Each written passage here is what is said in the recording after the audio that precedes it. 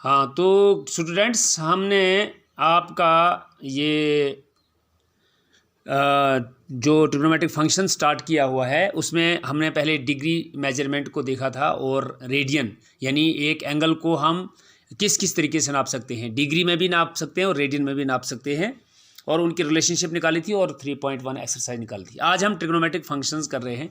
Trigonometric function क्या होते हैं? वो होते हैं sine x, cos x, tan x वगैरह। तो देखिए ये आपकी right angle triangle A B C है, और ये जो ट्रिग्नोमेट्रिक फंक्शन है ये सारा डिपेंड करता है किस पे? राइट एंगल्ड ट्रायंगल ही होता है इसमें।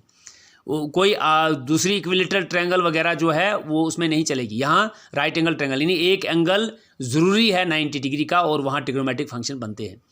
तो ट्रिग्नोमेट्रिक फंक्शन क्या होता है? इसमें आपका एक्स की वैल्यू, यानी यहाँ थीटा लिया है मैंने, थीटा को इन जनरल हम एक्स लेते रहते हैं, sine x, cos x, tan x, और यहाँ अल्फा है उसको भी हम लिख सकते हैं sine x, cos x, tan x वगैरह। तो वो एक्स यानी एंगल तब्दील होते रहते हैं, तो मतलब एक्स यहाँ डोमेन है, और जो फिर एक्स की वैल्यू साइन के अंदर, टेन के अंदर वैल्यू आप डालेंगे तो उसमें से आप क्या निकाल सकते हैं? वहाँ आप फिर उनका वैल्यू निकाल सकते हैं। तो वो रेंज भी निकलेगा, और इस तरह से डोमेन एक्स की वैल्यूज़ होगी, और एक्स की वैल्यू लगाकर जो आपकी आगे वैल्यू निकलती है, आउटपुट जो आता है वो आपका रेंज कहलाया जाता है यहाँ पे। तो यहाँ पर जो है ये जो आपका तीन साइड्स हैं इसकी, तो ये जो परपेंडिकुलर और बेस है ये बदलती रहती है। अगर आपका यहाँ पे एंगल बन रहा है तो फिर ये बेस बनेगी, अगर ये एंगल बन रहा है थीटा वाला तो ये आपकी बेस बनेगी। बेस और परपेंडिकुलर चेंज होता रहेगा, अलबत्ता हाइपोटेन्यूज जो है वो सेम रहेगा। अच्छा, अब यहाँ पर क्या है? आपका सपोज आप ऐसे रेशो आप लिखते हो, एक रेशो आप इसकी लिखते हो, ट्रायंगल जो राइट एंगल ट्रायंगल है इसके साइड्स की रेशो है B C divided by A B आप लिखते हो, ठीक है। बी सी क्या बनता है आपका? बी सी अगर आपका ये एंगल आप कंसिडर कर रहे हो, ये आप बेस ले रहे हो, नहीं ये आपके परपेंडिकुलर ले रहे हो, और ये बेस ले रहे हो, और ये हाइपोटेन्यूज ले रहे हो, तो यहाँ पर आपका बी सी क्या है? परपेंडिकुलर। बी सी आपका परपेंडिकुलर है और ए बी आपका हाइपोटेन्यूज है। इस रेशो का नाम साइन थीटा रखा गया है, क्योंकि आप यहाँ ले रहे हो इस वक्त बेस इसको मान रहे हो ये, और परपेंडिकुलर ये। तो ये जो है ये B C divided by A B जो है वो आपका क्या आ गया? परपेंडिकुलर बटा हाइपोटेन्यूज, वो साइन थीटा हो गया। इसी तरह से आपका दूसरा आएगा ए सी अपान ए बी, यानी इसको क्या मानते हो? ए सी जो है आपकी यहाँ पर बेस है, और ए बी आपका हाइपोटेन्यूज है, तो ये आपका आता है कास थीटा, ये आपका कास थीटा आ जाएगा। तो ये दो जो आप रेशो, इसके साथ ही बाकी रेशो आप ऐसा भी कर सकते हैं, आप A B by B C कर सकते हो, उल्टा करोगे A B by B C, वो आएगा हाइपोटेन्यूज अपान परपेंडिकुलर, ये आपका हो जाएगा कोसेक थीटा, ये आपका कोसेक, यानी उल्टा जो है साइन का उल्ट कोसेक होता है, ये कोसेक थीटा आ जाएगा। इस तरह से ए बी अपान ए सी भी एक रेशो बनेगी, यानी B C ratio A B बने तो A B ratio B C भी है। इस तरह से ए सी अपान ए बी, या ए सी रेशो ए बी है तो ए बी रेशो ए सी भी है। यह आ जाएगा आपका हाइपोटेन्यूज और डिवाइडेड बाई बेस, ये है कॉस थीटा, और ये कॉस थीटा हो जाएगा आपका उल्ट, ये आ जाएगा आपका सेक थीटा। अब है आपका टेन थीटा और कॉट थीटा। तो आपकी एक और बनती है इसमें, वो आ जाएगा ए सी अपान बी सी, यानी ए सी अपान बी सी नहीं ना आया है अभी, कहीं नहीं आया है ए सी अपान बी सी। तो ए सी आपका बेस है, बेस अपान परपेंडिकुलर। इसी तरह से आपका एक और है, ये क्या बनता है? इक्वल टू एक और है आपका बी सी अपान ए सी भी हो सकता है, ये हो जाएगा आपका परपेंडिकुलर अपान बेस। ये वाला जो है परपेंडिकुलर अपान बेस, इसका नाम रखा है टेन थीटा। और इसका उलट जो है ए सी अपान बी सी यानी बेस अपान परपेंडिकुलर, इसका उलट रखा है काट थीटा। ठीक है भाई, यही 6 ट्रिग्नोमेट्रिक रेशियोज बनती हैं, 1 2 3 4 5 और 6। तो अब ये थीटा जो है इसको हम एक्स भी लिख सकते हैं, यहाँ थीटा एंगल है। अगर आपको यहाँ पे एंगल निकालना है, ये अल्फा वाला निकालना है, तो फिर ये बेस आ जाएगा और ये आ जाएगा परपेंडिकुलर। तो फिर मगर इसकी फिर सारी जो है वो बदलती रहेगी। यहाँ फिर साइन अल्फा जब लिखोगे वो परपेंडिकुलर ए सी आएगा और हाइपोटेन्यूज ए बी आएगा। ठीक है, तो आप पहले इसी को मद्देनजर रखो, जो ये है थीटा वाला यहाँ जो है ये इसका एडजेसेंट साइड ए सी इस वक्त बी सी और ये परपेंडिकुलर। इस वक्त हमने ये बेस माना है और इसको हमने परपेंडिकुलर माना है, ये है ही हाइपोटेन्यूज।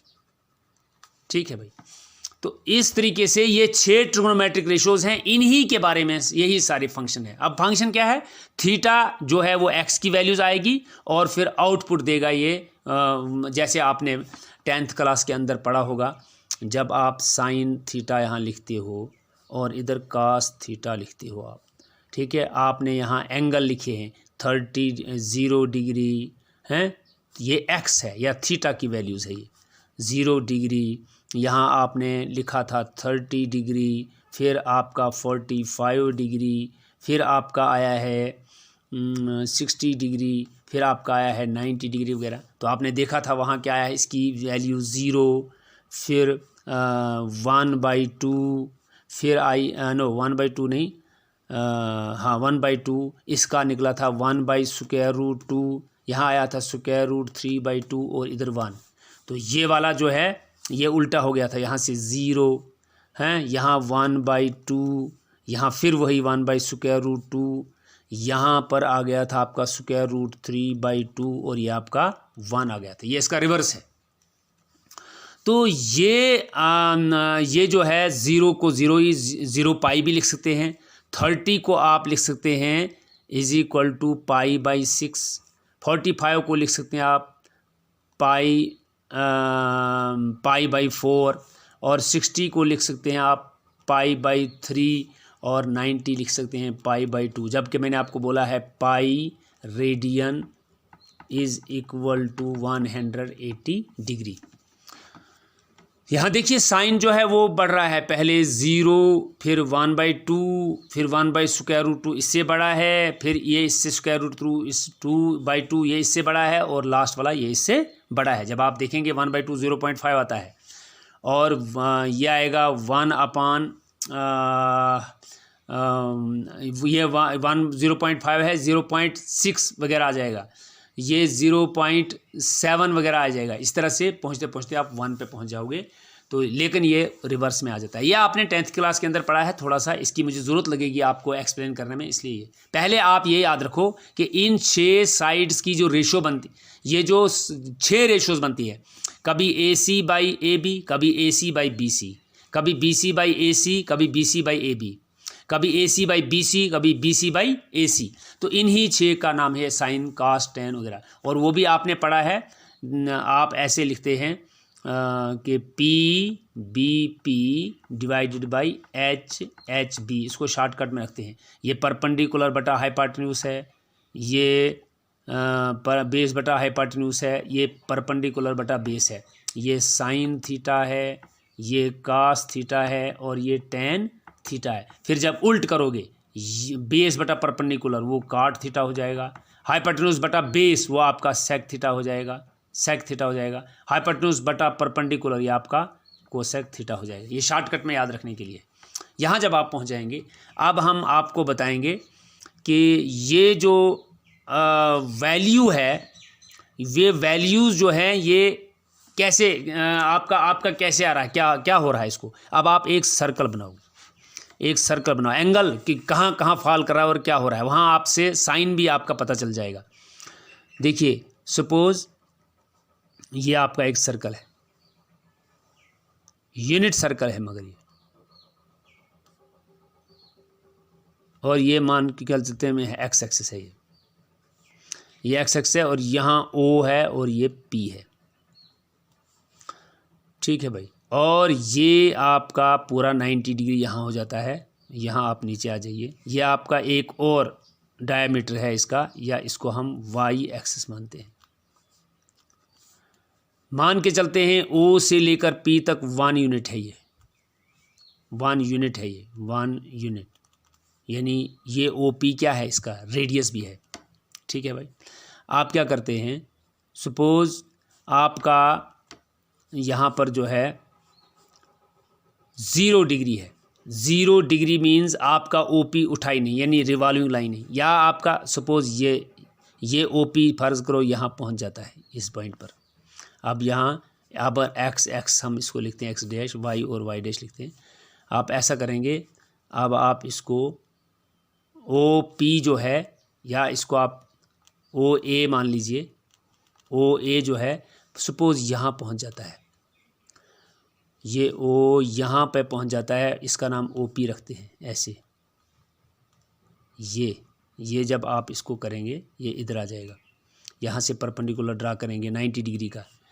तो देखिए इसमें क्या है, इसमें आपका ओ पी जो है, ये जो ओ ए है ये ओ पी है, ये 1 यूनिट है, तो साइन थीटा इसमें क्या होगा, सपोज़ ये आपका एंगल एक्स ये है, या थीटा ही इसको एक्स भी मान लेते हैं, एक्स ही मान लेते हैं। साइन एक्स क्या आएगा आपका, साइन एक्स। साइन एक्स क्या है फार्मूला आपका, परपेंडिकुलर। सपोज़ पी एम आपने ड्रा किया,